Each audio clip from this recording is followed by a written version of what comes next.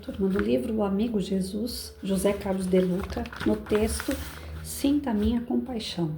Tenho compaixão da multidão. Evangelho de Jesus segundo Marcos. Essas palavras foram pronunciadas por Jesus ao constatar que a multidão que o acompanhava havia 3 dias não tinha o que comer. O mestre tinha atendido muita gente, em torno de 4.000 pessoas, curando enfermos e explicando sua mensagem de amor e paz através de histórias simples que ficariam gravadas no coração dos homens por toda a eternidade. Imagino que Jesus estivesse exausto depois de atender a todas aquelas pessoas durante 3 dias ininterruptos e que, por essa razão, provavelmente ele gostaria de se retirar para orar e descansar. Mas o Nazareno percebeu que as pessoas estavam com fome, tendo afirmado aos seus discípulos que sentia compaixão da multidão. Compadecido pelo sofrimento do povo que ele tanto amava, Jesus realiza a multiplicação de pães e peixes em quantidade tal que saciou a fome de toda aquela gente e ainda sobrou comida para encher 7 cestos. Toca-me profundamente essa passagem de Jesus alimentando os famintos. É importante perceber que a ação do Cristo de saciar a fome do povo é precedida pelo sentimento da compaixão. O agir, multiplicação dos pães, é fruto de um sentir, compaixão. Um não pode ser entendido sem o outro. Gostaria de tentar definir o que é compaixão para assim entendermos melhor nosso amigo Jesus, sobretudo saber como ele lida com as nossas fraquezas. Segundo o dicionário Aurélio, compaixão é o pesar que nos desperta a desgraça, a dor de ontem. Pela via inversa, André Comte Sponville explica que a compaixão é o contrário da crueldade, que se regozija com o sofrimento do outro e do egoísmo que não se preocupa com ele. Jesus foi um homem compassivo porque o sofrimento humano sempre lhe pesava no coração. Por isso, constantemente estava ao lado dos aflitos, dos pobres, enfermos e pecadores, oferecendo-lhes amparo físico e espiritual. Os desafortunados, derrotados e excluídos socialmente tocavam profundamente o coração compassivo de Jesus. Todas as lágrimas tocavam o coração do Nazareno, independentemente dos motivos pelos quais os homens choravam. Jesus chorava com eles e chora ainda quando nossos olhos derramam lágrimas sofridas, amargas, aflitas. Ele é o amigo que sente a dor dos espinhos que nos machucam. Todos temos espinhos encravados no corpo e na alma, espinhos por vezes silenciosos ao mundo, mas não ocultos a Jesus. Choramos muitas vezes às escondidas no silêncio de nosso quarto, mas Jesus sabe e vê quantas lágrimas estamos derramando. Sofremos calados, a miúde, porém, Jesus ouve os gritos de nossa alma desesperada. Jesus de Nazaré sentiu a fome da multidão como sente hoje a nossa fome de amor, paz, perdão, saúde e felicidade. Como outrora, ele está disposto a saciar a nossa fome, e seu modo de agir é o de amigo compassivo. E o que faz o amigo Jesus? Inicialmente ele percebe a nossa dor e se compadece de nós. Ele se entristece com a nossa tristeza, ele sofre com o nosso sofrimento. Mas o amigo Jesus não fica por aí. Não tem uma atitude meramente contemplativa da nossa dor. Ele vai além, pois é o amigo que deseja secar as nossas lágrimas e extirpar a raiz do nosso sofrimento. Na parábola do filho pródigo, Jesus conta a história de um filho que abandona a casa do pai e sai pelo mundo esbanjando toda a herança recebida numa vida desenfreada. Quando tinha gasto tudo o que possuía, ele começou a passar fome e todo tipo de dificuldade, até que acabou se arrependendo e voltando para a casa do pai. Quero destacar aqui apenas a atitude que o pai teve ao avistar o filho retornando ao lar. Jesus conta que o pai teve compaixão, saiu correndo, abraçou o filho e cobriu de beijos. É isso que o amigo Jesus faz conosco todas as vezes, sofrendo, imploramos a Deus o socorro para as nossas dores. Expressando o amor do Pai, Jesus vem ao nosso encontro, nos abraça e nos enche de beijos. No lugar de castigos e sermões, temos um Jesus que corre para nós e que nos encontra, sim, com braços e beijos. É assim que Deus nos ama de forma divina, mas também humana, com abraços e beijos, sobretudo quando estamos no pior momento da nossa existência, tal qual ocorria ao filho pródigo. Por isso, quando estivermos atravessando as nossas crises, jamais nos esqueçamos de que Jesus virá correndo nos encontrar. Tão logo procuremos através da prece e ele vem na condição de amigo compassivo, que nos abraça e nos beija, para saciar a nossa fome, multiplicando as bênçãos de que necessitamos em nossa vida. Há de se frisar, porém, que o encontro com Jesus é de coração a coração. A conexão com o coração compassivo do Mestre encontra sério obstáculo se estivermos com o coração seco, insensível ao sofrimento do próximo.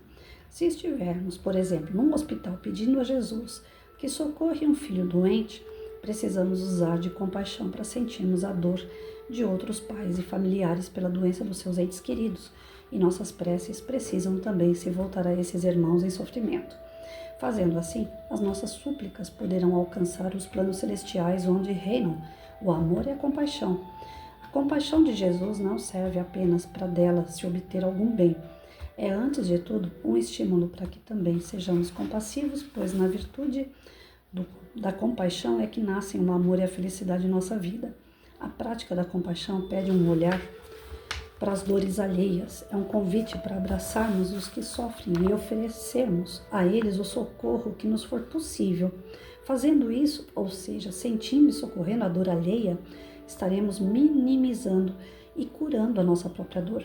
O amigo Jesus vem mais depressa ao encontro de um amigo de coração compassivo, falando ao seu espírito abatido: bom amigo, sei o quanto sofre. Meu coração se compadece da sua aflição, mas estou aqui.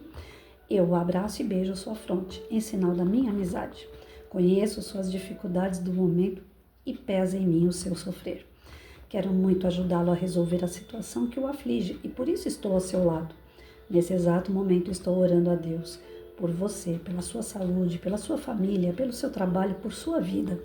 Oro implorando a Deus por uma solução para suas aflições. Estou fazendo a minha parte e espero que você possa fazer a sua. Quando eu multipliquei pães e peixes, eu não consegui fazer isso do nada. Eu multipliquei a partir de alguns poucos pães e peixes que meus discípulos tinham consigo. E Deus abençoou esse pouco, transformando em comida capaz de alimentar uma multidão de mais de 4.000 pessoas. Por isso, querendo agora abençoar a sua vida, eu lhe peço que me dê o seu coração compassivo. Me dê um pouco dos seus gestos de amor pelo próximo. Me dê um pouquinho da sua caridade, para que eu possa multiplicar tudo isso em sua vida. Mas se porventura o seu cesto estiver vazio, dê a mim pelo menos o seu compromisso de ser compassivo e caridoso com os outros famintos que cruzarem a estrada da sua vida. Assim a nossa amizade vai crescendo e o mundo se tornando um lugar bom de se habitar na vivência da verdadeira fraternidade. Há muita gente faminta ao seu lado, esperando que você multiplique não apenas o pão do corpo, mas o pão que alimenta a alma em forma de atenção, gentileza, acolhimento e afeto. Eu ensinei a não deixar o cesto vazio. Faça o mesmo você também, sobretudo com as pessoas mais difíceis à sua volta, pois elas, mais do que as outras, precisam da sua compaixão. Nunca se esqueça de que a compaixão é uma virtude que desenvolve no sentido de tratar as pessoas melhor do que você julga que elas merecem. Texto longo, mas me fez recordar uma situação que eu vivi. Sempre, né, a gente faz um parâmetro diante das leituras daquilo que a gente já passou, vivenciou, né? Jesus diz assim, que quando você tem compaixão, você não está sozinho, você consegue multiplicar aquilo que você sente. O que é ter compaixão? Não é ter dó, não é você olhar para o outro com aquele olhar de, ai, que coitado, né? Coitadinho. Não, compaixão não é isso. Compaixão é você ver a dor do outro, ter a empatia de sentir aquela dor no teu coração e o que você gostaria que alguém fizesse por você. Então aí você faz para a pessoa. Me recordei da época que meu pai ficou internado. Essa semana eu tô lembrando bastante do meu pai. Provavelmente o danadinho deve estar por aí, pertinho de mim, né? E a gente às vezes não consegue lembrar nos sonhos ou no desdobramento que a gente tem, mas eles estão sempre perto. As pessoas que a gente ama não somem, né? Eles podem ir para o outro plano, o plano espiritual, viver um plano paralelo ao nosso, mas eles estão ali mais vivos do que nunca. Então eu acredito que meu pai está muito vivo e essa semana eu tô lembrando demais dele. Aí a questão do hospital. Meu pai ficou internado 3 meses no Santa Marcelina em Itaquera. Excelente hospital, não tenho o que reclamar daquele hospital nem das pessoas lá dentro. Eu tive um dedo lá com uma enfermeira porque ela interpretou mal uma fala minha e por ela ia fazer um escândalo, ela ia, né? ela se desequilibrou diante de uma fala minha. Então eu, na hora, eu pedi desculpa para ela, falei, não foi o que eu quis dizer, mas desculpa porque você entendeu errado, né? Fiz uma brincadeira e a brincadeira caiu mal. Mas não foi nenhuma questão de maus tratos, foi apenas um desentendimento, assim, por interpretar palavras que não foram bem colocadas da minha parte. Então, o hospital, os enfermeiros, o pessoal da limpeza, nutricionista, nossa, eu amei aquele hospital, né? Hospital Santa Marcelina de Itaquera. E ele ficou na ala de cardíacos, né, que fazem as cirurgias, os transplantes, e ele tinha feito um transplante de válvula no coração. Meu pai quase morreu na mesa. Ficou 5 horas numa cirurgia e teve, se eu não me engano, foi 3 ou 4 infarte. E lá eles conseguiram trazer meu pai de volta, a espiritualidade junto, com certeza. E no quarto do meu pai, mais 2 pessoas transplantadas, mais 2 pessoas com o peito todinho aqui rasgado, costurado. Tinha um senhor, eu não recordo o nome dele, que já faz muitos anos isso, e também naquela muvuca toda, né, na correria, eu não guardei o nome daquele senhor. Ele era forte, gordão, pesado, alto, e tinha do outro lado da cama do meu pai um rapaz mais novo, magrinho, que a esposa vinha, olhava para ele, não dava muita bola para as coisas que ele falava, não dava muita atenção na hora do almoço, forçava ele a comer, mesmo debilitado ainda, voltando da cirurgia. Ela não queria dar na boca dele, ela não queria agradar ele, e eu percebia o jeito que ela tratava, parecia que ela tinha algum rancor com ele. E o senhor, que era fortão, né, eu acho que era Carlos o nome dele, se eu não me engano. Esse senhor fortão, ele era muito pesado. Para mim, ele era grande, ele era quase da idade do meu pai, creio eu. E a família dele só vinha de final de semana. E como eu ficava com meu pai no hospital a semana toda, praticamente, eu chegava, às vezes eu ia trabalhar, quando eu tinha tirado alguns dias de licença para cuidar do meu pai, mas teve momentos assim que a licença tinha que esperar, né, o pessoal mandar para perícia e tal, então eu tinha que voltar para a sala de aula. Então, nesses 3 meses, teve tempo que eu fiquei direto no hospital, teve tempo que eu vinha em casa, tomava um banho, dormia um pouquinho melhor, para reabastecer energia e voltar para o hospital. E às vezes eu ia trabalhar, e do trabalho eu ia para o hospital e dormia lá. Então, nessa correria toda, a gente fica... a mente da gente não consegue se tranquilizar, o coração da gente fica na mão mesmo, porque a gente fala, meu Deus, será que dessa vez ele vai desencarnar depois de todo esse trabalho e tal? A gente quer ele aqui, né? E não adiantava eu sentar e ficar orando. Isso aí não era suficiente, gente. Tem pessoas que falam assim, olha, quando eu oro, eu fico bem melhor. Mas dependendo da situação que eu vivo, como eu sou muito materialista ainda, muito santomé, né? Só orar para mim não era o suficiente. Eu tinha que me ocupar com alguma coisa que tirasse aquele desequilíbrio que eu tinha de vez em quando, que dava uns desequilíbrios, cansaço, a correria, né? E o que me fez ficar bem, de verdade, nessa correria dos 3 meses com meu pai? Eu chegar no hospital, e eu acho que era seu Carlos mesmo o nome dele. Eu tratava do meu pai, dava banho nele, eu brincava com ele, levava alguma coisa para passar o tempo com ele, né? E conversava. Quando meu pai cansava, que queria ficar mais quietinho, aí eu ia dar atenção para esse senhor, que era grandão, e o outro rapazinho, que era magrinho. Aí meu pai falou que eu era professora, tudo. Esse rapazinho magrinho, ele me chamava só por professora, ele não me chamava pelo nome. E o outro não, o outro me chamava por Patrícia. Só que eu cuidava do meu pai, acabava os cuidados com ele, que ele não queria muita graça, ele queria descansar, aí eu ia cuidar dos outros doentes. Aí eu ia lá nesse seu Carlos, eu ficava perto dele, conversava com ele um pouquinho durante o dia. E o outro, eu via que tinha dificuldade para comer, para se alimentar, eu ia lá e alimentava ele. O corpo cansa, claro, porque você fica ali pilhado, né, o tempo todo. E para dormir dentro do hospital, quem é o acompanhante não dorme. A gente só cochila, né, sentado ainda. Então, esse seu Carlos, ele acordava de madrugada para ir no banheiro. E a primeira vez que ele me chamou, eu arrepiei da cabeça aos pés. Eu falei, agora, meu Deus, eu bem quero ajudar. Mas ele com aquele corte todinho aqui. Se eu levanto esse homem, de repente ele cai, porque ele é pesado. E aí aquela costura toda abre, né? Eu tinha um medo. A primeira vez que ele me chamou, nossa, era um medo terrível. Mas sabe aquela história? Vai com medo mesmo? Eu falei, não. Se fosse eu que estivesse ali, eu gostaria que alguém me levantasse e me levasse até o banheiro. Eu vou lá. Ele falou, eu não vou chamar enfermeiro, porque o enfermeiro vem, mas às vezes vem com má vontade. Eu não vi má vontade em enfermeiro lá. Mas ele preferiu a mim, então eu fui. E eu precisava de algo para poder me sentir bem. E aquilo me fazia bem. Eu ajudar os outros além do meu pai. E quanto mais eu ajudava aqueles 2 homens, mais o meu pai era amparado. Eu fui percebendo isso no decorrer do tempo. Falava, caramba, a gente chegou aqui sem conhecer ninguém. A gente chegou aqui como 2 pessoas estranhas, eu e meu pai. As pessoas tratavam a gente como 2 estranhos. E à medida que eu fui ajudando os 2 doentes, as famílias também foram acolhendo a gente. Os enfermeiros viam a união dos 3 doentes, os enfermeiros já entravam na sala, no quarto, né? De uma maneira diferente. Então, tudo aquilo que eu conseguia transmitir, eu percebi que foi multiplicando, que as outras pessoas foram sentindo aquele ar de cooperação, de união, né? De você se colocar no lugar do outro e fazer pelo outro aquilo que ele ainda não pode fazer.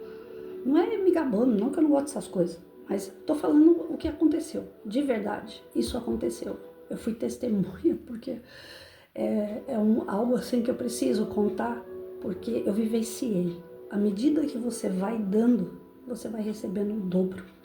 Vinha recursos para ajudar meu pai de todas as formas. Todos que vinham tirar um raio-x dele, por exemplo. Geralmente o enfermeiro entra, né, sério, senhor, senta aqui, quer que eu te ajude, aquela coisa de formalidade. Que nada, com o passar do tempo o enfermeiro vinha lá e falava, e aí, seu Nilton, hoje nós vamos ver o que tem aí dentro desse peito, vamos lá. Então eles brincavam com meu pai. Os médicos, eles não conseguiam entrar no consenso. Teve um momento que eles não sabiam se meu pai era melhor ficar deitado, reto, ou se ficasse um pouco inclinado para frente, quase sentado, né? A situação dele, porque ele teve enfisema pulmonar depois da cirurgia. Então, os médicos não entravam no consenso. Tinha momentos que uns vinham e falavam, tem que descer ele. Tem outros médicos que vinham e falavam, tem que sentar ele. E nesse vai e vem, teve esse período que foi um pouco crítico, veio um enfermeiro, que eu não tinha visto ainda, né? Do nada, que o nada a gente sabe que não existe, veio um enfermeiro e falou para mim assim, pergunta pro teu pai, qual é a melhor posição para ele? Aí eu perguntei pro meu pai falou assim, quando eu fico um pouco mais inclinado, eu fico melhor, eu respiro melhor. Aí, porque meu pai era muito mentiroso, né? Então eu tinha medo dele mentir para mim. Aí eu falei, pai, isso aí tá dependendo da sua vida, fala a verdade. Eu não sei de onde que apareceu esse enfermeiro. E se ele veio aqui para me questionar você, é porque você tem que falar a verdade. Aí o meu pai, não, é de verdade. Se eu ficar mais tempo sentado, eu respiro melhor. Aí foi o checkmate. Aí eu pergunto assim, para a enfermeira que vinha de noite, né? Qual é o nome daquele enfermeiro que teve aqui hoje à tarde? Ele faz plantão um dia sim, um dia não?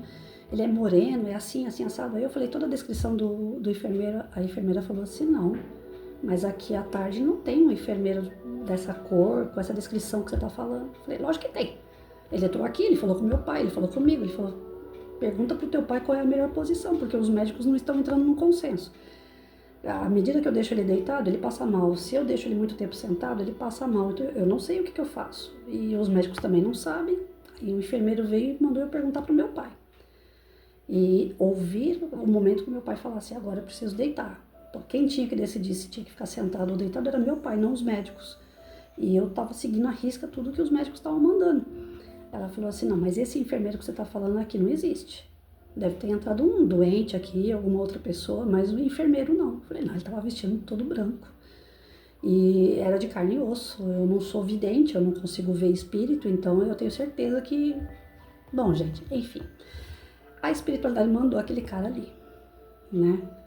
Então eu não tenho dúvida nenhuma que até os recursos espirituais que eu não enxergo e que muitas vezes eu duvido porque eu sou Santo Tomé, até esses recursos eles foram mostrados para mim assim, nítido.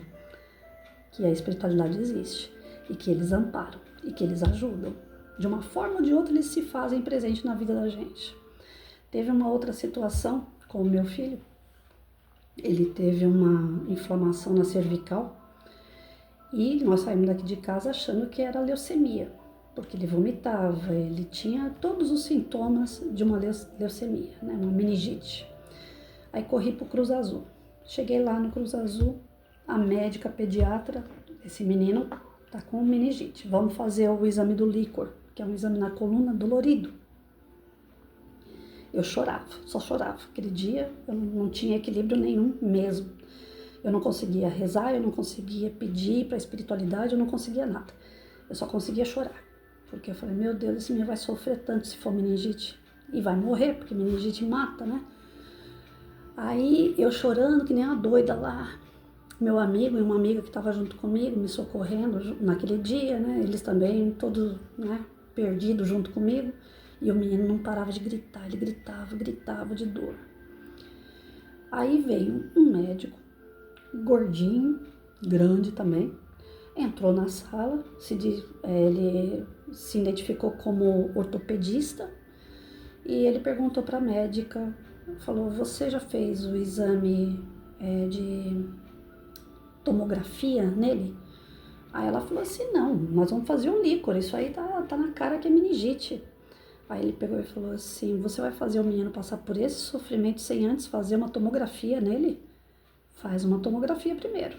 Aí ela falou, não, a pediatra aqui sou eu. Aí quando ela falou, pediatra sou eu, ele catou a maca do meu filho e saiu carregando a maca. E ela gritando atrás dele, você não deve se meter na minha área, não sei o que tal. Ele catou a maca e saiu, sem brincadeira nenhuma. Esse homem entrou no elevador com aquela maca e eu tendo que fazer ficha para poder internar a criança, né? Passar pela parte dos exames até a internação, tem que fazer uma puta ficha. Aí eu fazendo a ficha, tudo, esse homem sumiu. Meu amigo não sabe para onde que ele foi, a minha amiga também não sabia. Aí quando veio, eu fui perguntando para um para outro, para onde que levaram meu filho? Levaram para tomografia. Aí subo lá, correndo até a tomografia, quando cheguei lá, uma enfermeira vinha vindo no caminho. Falei para ela, moça, meu filho tá aí para fazer tomografia, eu tava fazendo ficha e os médicos não estavam se entendendo lá embaixo, agora eu já não sei para onde que levaram ele. Ela falou assim, não, seu filho é o Rafael, né? Ele tá fazendo tomografia assim e vai ficar tudo bem.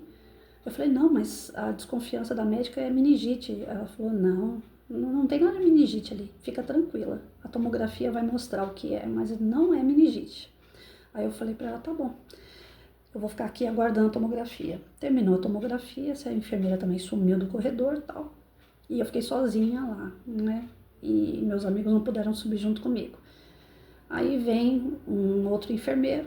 O enfermeiro falou para mim assim, ó, já terminou a tomografia e ele vai ficar no apartamento. Nós vamos fazer a internação dele, porque ele tem que ser medicado. Falei, mas o que ele tem? Já deu alguma coisa? Né? Não, nós vamos passar para o especialista e ele vai conversar com você. Mas ele vai conversar com você lá no quarto. Já vamos levar ele para o quarto. Aí subiram com a internação dele e eu fui procurar esse médico ortopedista para poder agradecer, para poder, né, o mínimo que eu podia fazer. Aí a enfermeira apareceu novamente, eu falei para ela, eu preciso falar com aquele médico ortopedista. Eu não sei o nome dele, não deu tempo de eu ver nome, né, naquela correria toda, mas é um senhor alto, de barriguinha, né, tudo é fortinho, e ele se identificou como ortopedista, eu preciso ver ele, porque meu filho tá no quarto, tudo, e segundo o que já falaram, já descartaram a meningite, né, parece que ele tá com uma inflamação, uma infecção, alguma coisa assim. Aí ela falou assim, mas esse doutor que você tá falando, ele não veio aqui com o teu filho. Eu falei, lógico que veio. Ele que arrastou a maca até aqui. Aí ela falou, não, nós não temos ortopedista com essas características. Eu falei, como não? Ele pegou a maca, ele levou meu filho. Ela falou, não, aqui no hospital não tem ortopedista dessa forma que você tá contando aí, não. Nós temos sim, mas ele é baixinho, magrinho, negro, nada a ver com isso que você tá falando aí. E eu fui para o quarto do meu filho e conversei com todos os enfermeiros, os médicos que passaram por ali. Realmente esse ortopedista ninguém conhece, ninguém sabe da existência desse ortopedista. Esse foi um grande mistério. Mas eu tô contando toda essa história porque quando meu filho ficou internado a mesma coisa aconteceu. Ficou ele e mais duas crianças no quarto dele. As duas crianças que estavam com ele, a mãe só sabia chorar. Porque a menina tinha um problema de degeneração e, assim, pelos médicos, ela ia viver muito pouco tempo. Em pouco tempo ela ia degenerar até virar óbito. Então a mãe convivia praticamente com uma faca no pescoço, sabendo que a sua filha podia morrer a qualquer momento, porque não tem cura a degeneração daquela criança, que já estava, acho que era aí agora, não lembro. Não sei se era nas células que ela tinha a degeneração e corria isso pelo sangue da menina. Bom, não vou lembrar, tem muitos anos isso. Meu filho devia ter uns 9 anos de idade, hoje ele está com 27. Então a menina, eu sei que a menina estava condenada à morte, que a degeneração dela era grave. E o outro menino amanheceu vomitando, tendo uma indisposição, parece que era alguma crise no estômago dele. Só que com o menino quem estava era o pai. O pai era um policial. Então o policial, ele tem tato para fazer o seu serviço de polícia, mas para fazer o papel de pai é complicado. Aquele policial era um desastre com o filho dele. O filho dele vomitava de um lado, ele limpava, o filho dele vomitava do outro, ele limpava, ele não parava de um lado para o outro da cama. Ele não conseguia organizar o vômito do menino. Ele não conseguia limpar direito. Aquele cheiro de vômito dentro do quarto era horrível. Aí eu corria lá para socorrer o policial com o filho, ia lá e dava uma boa palavra para a mulher que estava lá com a sua filha morrendo. E isso o Rafael às vezes gritava com as dores dele, tinha que dar, nós chegamos a dar até morfina para ele, para parar de doer. Até o momento que eu fui lá e orei perto da mãozinha dele, eu coloquei a minha, estava toda furadinha, né, por causa da medicação. Eu coloquei a minha mão em cima da mão dele, deitado na cama, e orei para o pai dele. Falei, Edson, vem cá, eu não fiz sozinha não, e eu tenho certeza que você tem condições de me ajudar. Conversa com a espiritualidade aí, esse menino tem que ficar bom, né? Já foi descartada a meningite, então seja lá o que for, essa crise de dor dele tem que passar, me ajuda. E eu intimo mesmo o pai do meu filho, né? Ele está desencarnado, ele tem mais visão do que eu. E o pessoal fala que eu sou meia doida, né? Mas não, deu certo. Marido só funciona assim, viu, gente? Se a gente chamar atenção, senão eles não funcionam. Então o meu deu certo. Naquele momento que eu fiz a prece, que eu coloquei a mão em cima da mão do meu filho, eu senti a mão do meu marido em cima da minha mão. A minha mão, ela ficava assim, balançando entre a mão do garoto e a mão do meu marido. Eu senti aquela vibração forte.